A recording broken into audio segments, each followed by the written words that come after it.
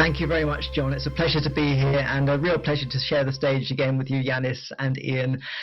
You mentioned, John, at the start there when Yanis was speaking about Hawkeye, and it made me think about how our perception of reality over the last century has shifted so much as a result of remarkable media technologies that both reveal what's happening in the world of sport in ultra detail, but also what's happening to the athletes.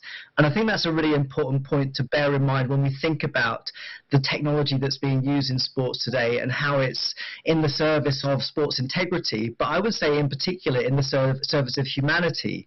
It seems to me that one of the really important take-homes from today's world of sport is that it's going through a real culture clash, where on the one hand we encourage and desire and rely upon increasing ranges of technologies to underpin the innovation in the delivery of major sporting events, and also the audience experiences. When you look at the stadia being built by companies like Populous, really transforming, and I'm mindful of how we're in the context of Greece today and the amphitheatre and the history of staging theatrical experiences and how much that's changed as a result of technology. All of these creative elements of sports production are being changed by technology today.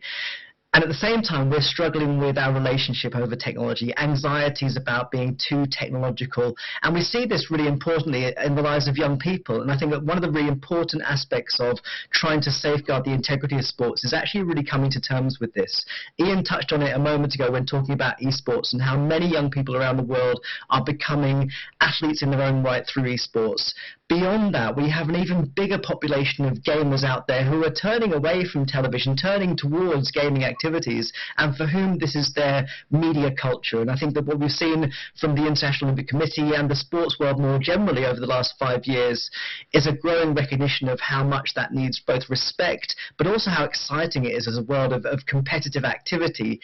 And where we've seen major organizations and entertainment moments in the last few years occupy those gaming spaces. I think of the latest release of Eminem, which took place in Fortnite. These sorts of interactions with technology are really remarkable, but also historically important for young people as well.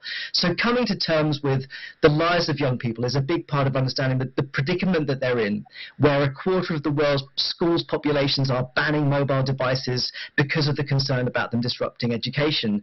So I think what we can do as a sporting community is actually really put a very positive step forwards in trying to elevate conversations about building digital resilience within the lives of young people, but also celebrating the power of technology to change our lives. And what we've seen actually, I think, from the world of esports, I'm very fortunate to work with the Global Esports Federation and British Esports Federation, and over the last few months, in fact, we've seen growing synergies across the world, bringing that environment together, bringing more organizations to collectively think about this future, which is central to, I think, also the sustainability of elite sports. As more and more young people turn towards watching streamers and that sort of activity, we see the growing closeness of sports and the gaming worlds.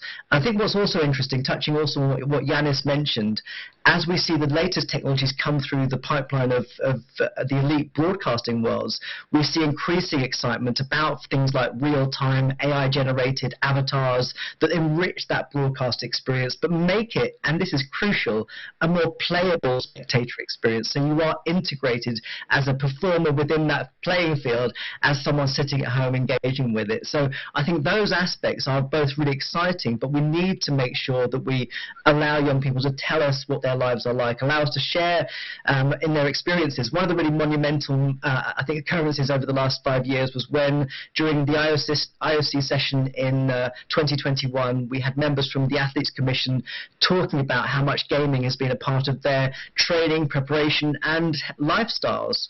And I think that was a real shift in how we think about that connection between physical activity and digital relationships. For me, the world of technology and esports and those sorts of environments is not just what it looks like today, but actually what it will look like in 10 years. And we see a huge amount of active esports emerging, where many sports are figuring out how to make these more immersive. We have the conversations about the World Esports Games, and that transformation is part of a bigger picture of how the broadcast environment is changing as well. And I think that's really central to understanding the complexity of this, but also just the opportunity that creates. So I think with that, John, I will leave it. I hear you talking there, so back to you and the discussion.